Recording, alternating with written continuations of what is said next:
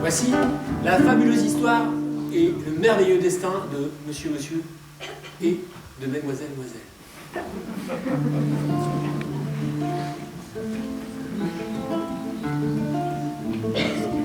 Mademoiselle, elle porte bien son nom.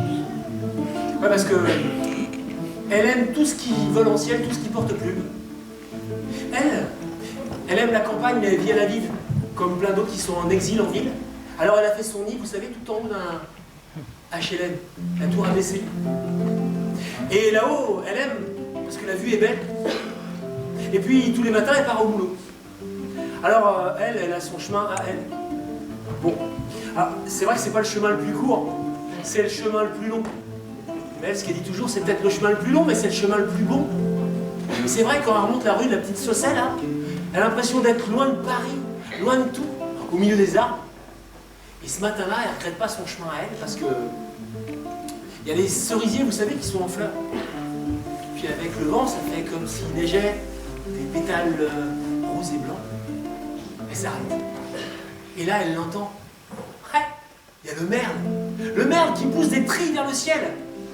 À elle, ça la met aux anges. Et le merle, il chante. Il remercie les arbres, il remercie les fleurs, parce que les fleurs deviendront des fruits. Et puis bientôt, bien avec sa belle, hop, ils les gommeront à plein bec. Mademoiselle, elle est là.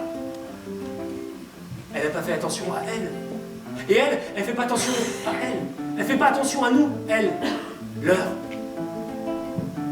est passée. Elle est en retard. Alors, elle trotte sur ses talons aiguilles. Mais elle ne peut pas rattraper l'aiguille des minutes, l'aiguille des secondes. Elle court. Elle prend le métro, elle arrive au boulot et le chef de bureau, il la regarde et lui dit: ça fait 3 fois que vous êtes en retard. Mademoiselle, ce mois-ci, ça peut plus durer. Allez, au boulot, ma cocotte. Alors elle s'installe à son bureau Marguerite. Vous connaissez le bureau Marguerite? C'est pas de la poétique, hein, c'est de la bureautique. En fait, il y a 30 femmes. Il y a un seul homme, chef de bureau, c'est le coq. Et les 30 femmes, elles sont installées à des pétales de mélaminé blanc. Ce sont des bureaux Marguerite. À peine installée, elle a son casque, et puis elle répond au téléphone. Bonjour, je m'appelle Barbara. Bonjour, je m'appelle Barbara. Bonjour, je m'appelle Barbara. Bonjour, je m'appelle Barbara.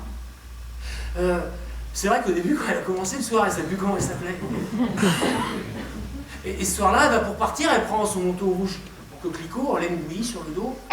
Et puis elle va pour partir quand le chef du bureau il lui dit qu'il faut qu'il lui parle. Alors les autres, elles s'en vont. Elle va dans le bureau du chef de bureau. Et le chef de bureau il lui dit que ça ne peut plus durer, quoi. 3 fois en retard ce mois-ci, c'est pas possible. Et puis, non.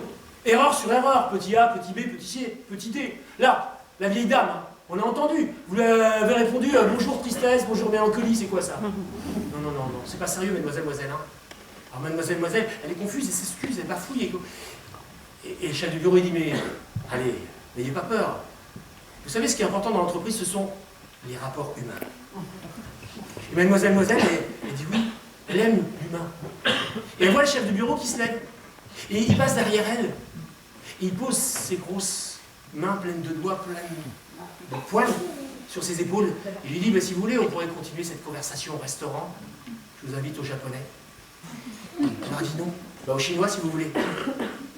Alors elle se lève, elle s'arrache des griffes du chef de bureau, elle dit: non, jamais. Il la regarde, il dit: ah bon, c'est comme ça. Si c'est comme ça, à partir de demain, on applique la règle des 6C. C'est quoi la règle des 6C? Chômage. C'est con, mais c'est comme ça. Et puis comme vous aimez la musique, mademoiselle, vous avez qu'à vous en faire une petite chanson. Chômage, c'est con, mais c'est comme ça. À demain, mademoiselle, à l'heure. Mademoiselle, elle rentre chez elle. Elle est dans le métro, là. Et puis elle entend la chanson méchante du chef de bureau. Chômage, c'est con, mais c'est comme ça, chômage. C'est con, mais c'est... Chômage. C'est con, mais c'est comme ça, chômage. Elle n'arrive pas à dormir. Alors elle se lève. Et puis elle écrit sur la grande feuille blanche tout ce qu'il ne faut pas qu'elle oublie, quoi. Petit A, petit B, petit C, petit D, petit A. Voilà. Puis ce matin-là, elle s'est réveillée avant l'heure. Et ce matin-là, elle n'a pas pris son chemin à elle. Hein. Elle a pris le chemin le plus court. Et puis elle a pris le métro, elle est arrivée en avance. Elle a posé son manteau rouge coquelicot, puis elle a la feuille. La feuille, elle n'était pas là. Elle n'était pas dans la poche du manteau, elle n'était pas dans le sac, elle était... La feuille, elle l'avait posée sur le pétale de mélamine et blanc, elle l'avait déjà oublié. Tout était écrit là, petit A, petit B, petit C. Tout était bien rangé. Et elle a senti une question là, qui montait en elle, comme un souffle d'air frais. Et elle s'est dit, mais moi je suis où dans tout ça? Moi, je suis où? Qu'est-ce que je fais là? Elle a mis son manteau rouge coquelicot sur le dos, et sans un mot, elle est passée devant le chef de bureau. Elle s'est retrouvée dehors. Et là, elle a vu l'hirondelle, avec ses ailes ciseaux qui découpaient le ciel. Elle s'envolait vers la tour Eiffel. Et mademoiselle, elle l'a suivie en chantant. Moi, qu'est-ce que je fous là, dans ce monde-là, qu'est-ce que je fous là? Moi, je suis où dans tout ça? On va laisser mademoiselle marcher vers la tour Eiffel pour rejoindre le héros de notre histoire. Monsieur, il y en a qui font du raid d'aventure. Lui, il fait du raid d'aventure. Il se programme le soir dans son lit, un rêve. Et là, c'est un super rêve. Il est parti à la rencontre du maître des rêves, qui vit dans la jungle. Et dans son rêve, il est au milieu des grands arbres palétuviers, vous savez, avec les jambes racines. Il entend la clameur, les singes hurleurs, les cris des oiseaux exotiques, bourdonnement des moustiques. Il marche, il a le plan, avec la croix, et là où est le maître des rêves. Mais allez vous repérer dans la jungle. Il est perdu, paumé, quoi. Et c'est là qu'il rencontre un Indien, de la tribu des pas de tracas sans souci. Vous savez, on les reconnaît facilement, ils ont toujours la banane. Alors, il essaye de lui traduire en langage de signes qui cherche au maître des rêves. Et l'Indien, dans un français impeccable, il lui répond: celui qui rencontrera le maître des rêves goûtera le miel des vents et connaîtra le rêve des rêves. Et monsieur, il voit l'Indien sortir d'un petit sachet en cuir une poudre rouge. Il verse la poudre dans sa main, avec un filet de salive, il la touille. Et il laisse couler le liquide visqueux rouge sur le plan de monsieur. Monsieur voit le liquide qui coule sur son plan. Et l'Indien lui dit: regarde. Monsieur regarde. Et il est aspiré par le chemin rouge. Il se retrouve à glisser sur son plan. Et il entend loin en arrière la voix de l'Indien qui lui fait: bonne chance. Et il glisse, looping, hyper looping. Il jaillit dans les airs. Et bam, il atterrit sur une espèce de mousse verte un peu élastique, vous voyez. Et là, il y a un cacatoès qui lui dit: bonjour, ça va? Et c'est alors que monsieur entend une espèce de sifflement géant. Il lève les yeux et il voit se dresser là, dans le ciel, au ras des nuages, une énorme gueule en osier tressée. Et tout en bas, ça fait comme une hélice, un entonnoir, et juste dessous, le maître des rêves. Celui qui récolte le miel du vent. Il faut 1 an pour faire une goutte de miel du vent.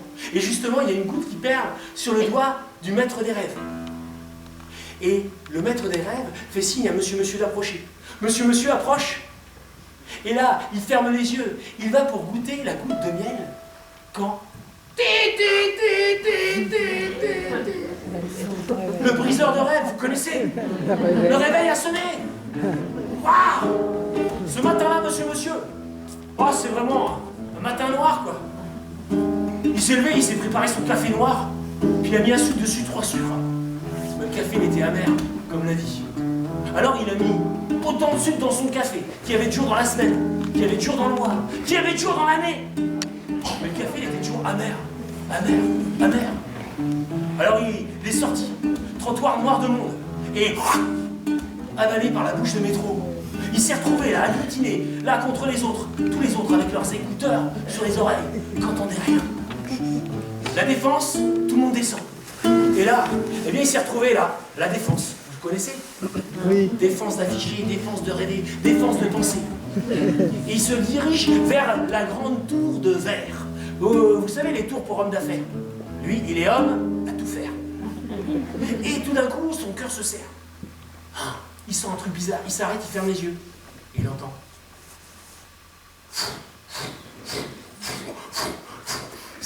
c'est le bruit que font les milliers de pas d'hommes et de femmes qui marchent au pas comme une armée. Une armée qui marche, qui va être avalée par la grande tour de verre. Et monsieur, eh bien, il se retourne, il dit non, non, c'est pas par là, c'est pas pour moi, c'est pas pour moi. Et les hommes et les femmes, eh bien, s'écartent de lui comme si c'était une sorte de lépreux satanique. Il se met sur le côté et il voit les gens et il se dit qu'est-ce que je fous là? Moi, je suis où dans tout ça? Et il voit là-bas le Sacré-Cœur.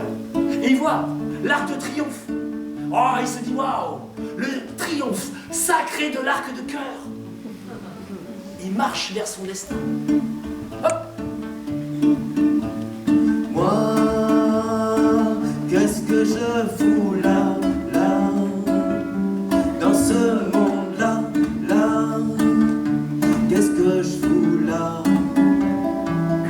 Moi, je suis où dans tout ça? Alors c'est vrai, monsieur, mademoiselle, ils auraient jamais dû se rencontrer. Sauf qu'il n'y aurait pas d'histoire. Mademoiselle était arrivée sous la tour Eiffel. Au même instant où monsieur descendait la rue de Ménilmontant. Et puis, à la même seconde, mademoiselle a vu descendre du ciel un oiseau de papier plié. Mademoiselle, elle a souri en imaginant la main d'un petite fille ou d'un petit garçon qui avait lancé l'oiseau de papier.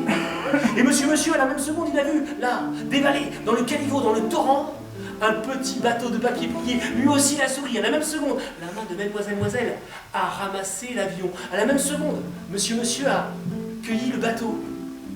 À la même seconde, les deux mains ont déplié les deux papiers. Et mademoiselle, elle a lu. Et monsieur, il a lu.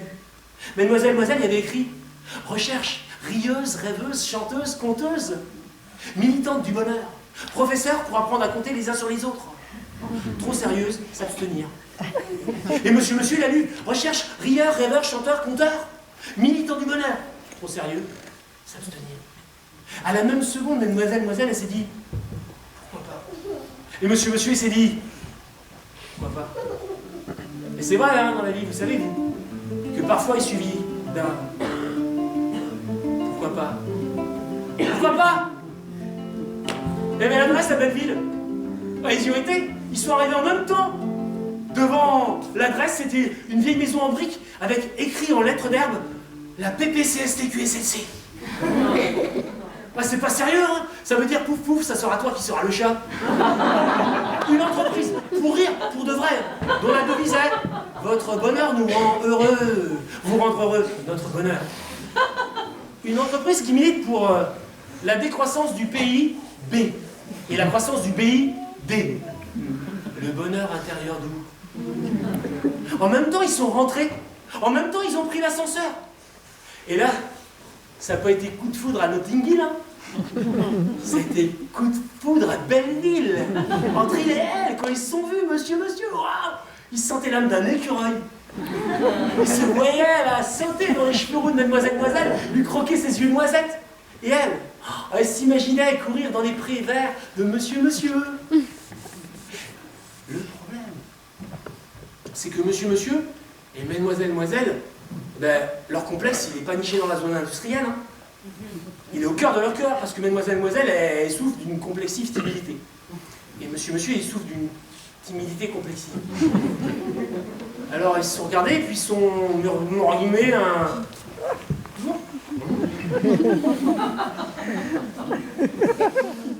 Chance! Il et elle ont été embauchés à la PPCST QSLC. Alors lui, il est jardinier et rédacteur. À la chronique du petit bonheur à la chance. Hein, des petites nouvelles qui vous rendent heureux, des petits contes à usage du bonheur immédiat, des petits trucs qui vous rendent heureux. Et elle, vous savez ce qu'elle fait? Elle est compositrice en l'air joyeux.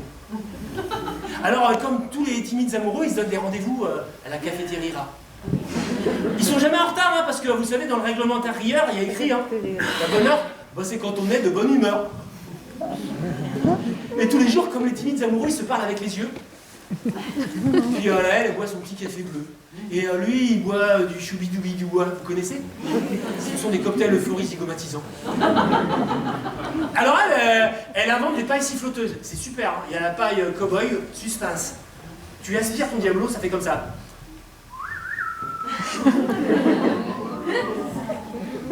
Et elle vient de mettre au point la paille Mon oncle Jacques Tati. Oh, elle est super. Tu aspires et ça fait comme ça.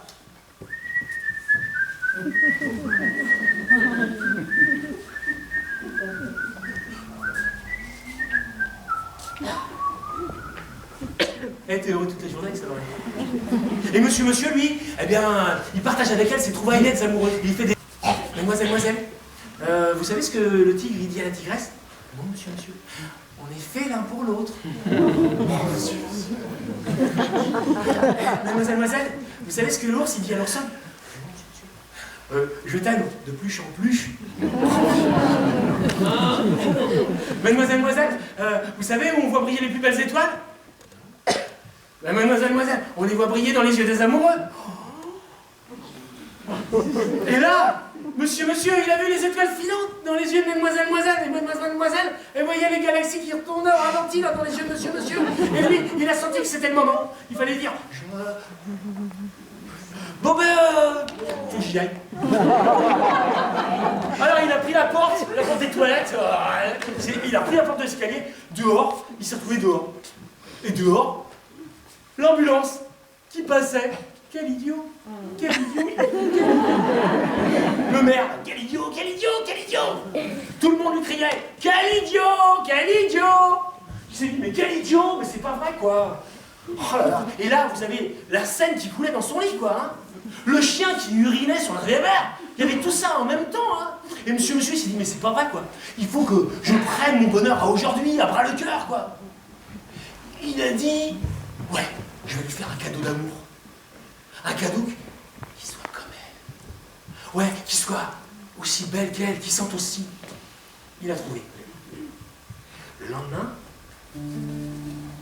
à la cafétéria, il a mis son cadeau à mademoiselle. Un bouquet de fraises. Avec une marguerite au milieu. Mademoiselle, elle a vu ça, elle a fait oh, comme elles sont belles. Et monsieur a osé. Il a dit pas si belle que vous. Mademoiselle, elle a rosi, quoi. Et elle a senti le parfum des fraises et elle a fait ouais, comme elles sentent bon. Elles sentent pas aussi bon que vous, mademoiselle. Mademoiselle, elle a rougi, là.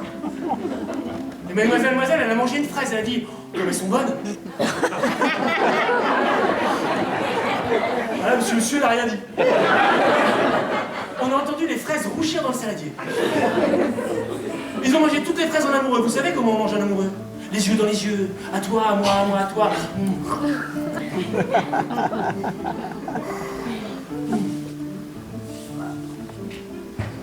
Elle a pris la marguerite, elle a mis côté cœur. Et puis il lui a pris la main. Et ils ont été au cinéma. Et le film, il était si bien qu'ils ont décidé que... ils resteraient ensemble pour la vie, quoi. Pour faire un bout de chemin. C'était pas séance, c'était ce début, quoi. Ils avaient Dieu que pour eux. Et puis, sur ce chemin, ce soir-là, monsieur, il lui a dit, attends. Il a pris la marguerite. Et il a fait... Je t'aime. Un peu. Beaucoup. Passionnément. À la folie. Pas du tout. Je t'aime. Un peu. Beaucoup. Il restait 2 pétales. Mademoiselle a arraché un des 2 pétales. Et il a pris le dernier, il a fait passionnément. Pourquoi tu veux pas que je t'aime à la folie? Et mademoiselle, elle lui a dit parce que la folie, c'est trop proche de pas du tout.